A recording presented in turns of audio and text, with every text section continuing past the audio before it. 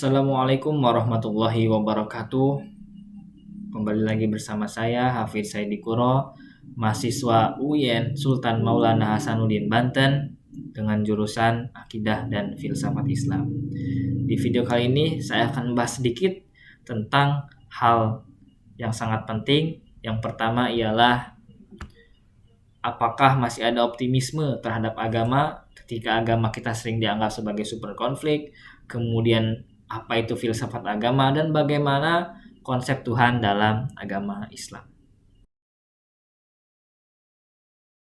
Kalau kita lihat realitas sekarang, memang tidak bisa dipungkiri bahwasanya agama sering sekali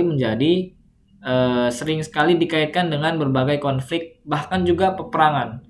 Pada saat ini, peperangan di antara Amerika dan juga Iran seringkali dikaitkan dengan agama. Tetapi pada dasarnya, jika kita telah lebih dalam lagi, masalahnya ini bukan hanya berfokus pada agama, melainkan bagaimana cara manusia itu memahami dan menggunakan agama itu sendiri. Agama pada dasarnya membawa nilai-nilai kebaikan seperti perdamaian, keadilan, juga moralitas, kemanusiaan. Namun ketika agama dipahami secara sempit dan eksklusif, disitulah akan muncul potensi-potensi konflik. Maka seorang penulis asal Inggris, Karen Armstrong, beliau mengatakan bahwasanya kekerasan atas nama agama seringkali bukan karena ajaran agama itu sendiri, tetapi karena faktor politik, sosial, dan juga kepentingan manusia. Karena pada dasarnya semua ajaran agama itu membawa kebenaran, membawa moralitas. Di sini juga tokoh yang lainnya seperti John Hick menekankan bahwasanya pentingnya sikap pluralisme, bahwa setiap agama pasti mempunyai jalan masing-masing untuk menuju kebenaran. Jadi bisa kita simpulkan bahwasanya optimisme terhadap agama itu masih sangat ada, asalkan agama itu harus kita pahami secara inklusif, rasional, dan juga kontekstual. Filsafat agama adalah kajian kritis dan rasional tentang agama. Artinya, dalam filsafat agama, kita tidak hanya menerima ajaran agama secara dogmatis, tidak hanya menerima ajaran agama itu secara mentah-mentah, tapi kita harus juga mencoba untuk memahami agama itu secara mendalam dengan menggunakan rasional kita atau akal kita. Filsafat agama itu membahas hal-hal seperti keberadaan Tuhan, hubungan manusia dengan Tuhan, makna kejahatan dan juga penderitaan, serta kebenaran dalam beragama. Tokoh yang sangat penting, tokoh yang terkenal dalam filsafat Islam yaitu Al-Ghazali, menunjukkan bahwasanya akal dan iman sebenarnya bisa saling melengkapi, bukan selalu bertentangan.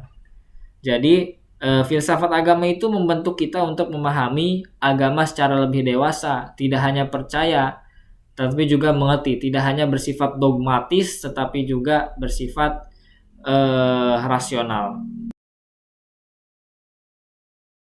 Dalam Islam itu sendiri, konsep Tuhan itu sangat jelas, yaitu tauhid, bahwa Allah itu Maha Esa, tidak ada sekutu baginya.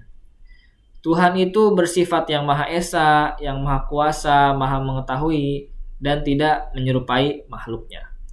Konsep ini menegaskan bahwa hubungan manusia dengan Tuhan itu bersifat langsung, tanpa perantara. Selain itu juga tokoh terkenal lainnya seperti Ibnu Sina, ini menjelaskan bahwa Tuhan itu sebagai wajibul wujud, yaitu sesuatu yang kebenarannya mutlak dan tidak bergantung pada apapun. Kalau Tuhan itu sifatnya wajibul wujud, sementara manusia itu sifatnya mungkinul wujud.